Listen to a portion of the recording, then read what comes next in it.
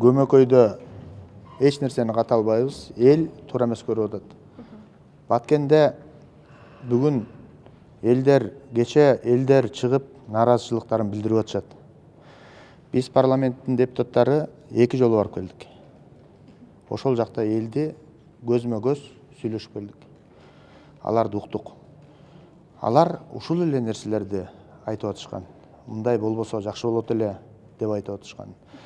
Бирок эми бул аягына чыга элек деп ойлойм.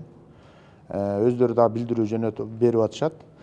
Аягына чыга элек, эч кандай берилбейт, эч кандай кыскартылбайт деген сөздөрдү айтып атышат. Биз эл дагы күтөбүз. Күтүп келгенбиз, күтөбүз. Акыркы жыйынтык чыкмайынча күтөбүз. Эмне үчүн элдин үнү эске алынбай калып атат агай? Элдин үнү эске алынбай калган үчүн биз мурункулардан сабак албай атабыз. Биз мурунку бийликтегилер, биз мурунку өткөн башкаруу системалары ошол элдин үнүн укпастан өз билемдикке өтүп кетип, өз өтүгүн төргө илгенден улам ушундай нерселер болуп келген. Биз сабак алышыбыз керек эле, сабак ала албай атабыз.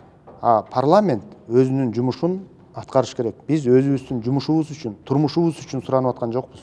Элдин үнүн жеткирели деп айтып атабыз. Парламент бул элден шайланган эл өкүлдөр. Парламент бул бирөөнүн баскынында, жетегинде чүлүктөнгөн же тушалган жаныбар эмес. Парламент деген бул өзүнүн эли шайлаган өкүл. Биз сиздер айтып аткан элдин үнүн дагы жетсе экен деп, жетпей атса жеткиргенге аракет кылып атабыз. Мен ар бир айткан сөзүмдү мамлекеттүүлүк үчүн айтам. Мен бирөөнүн кызыкчылыгы үчүн айтпайм. Анын же мунун кызыкчылыгы үчүн эмес, мамлекетибиздин туруктуулугу үчүн, өнүгүүсү үчүн, оңолуусу үчүн, алдын ала кыйшайып баратса түзөтүүчү үчүн айтам. Ошондо билдирүүнү эми өзүңүздөр айттыңыздар, оңдон барып сүйлөндү, туурабы? Ал жактагы сөз бүтүндөй коомчулукка жакты. Бирок кайра башка бир инсандын сөзү башкачараак болуп калганы бул элди өкүндүрөт албетте. Кимдир бирөөлөр менен согуштук деген сөз тарап атат. Мен айтат элем, ушул Баткендеги окуя, ушул учур, ошол мезгил шалакылыктан болду. Кайдыгерликтен болду. Мен азыр дагы айттым, бул кайдыгерликтен, бул шалакылыктан бошонмойун биз согушка даяр жашашыбыз керек. Согушка даяр жашашыбыз керек.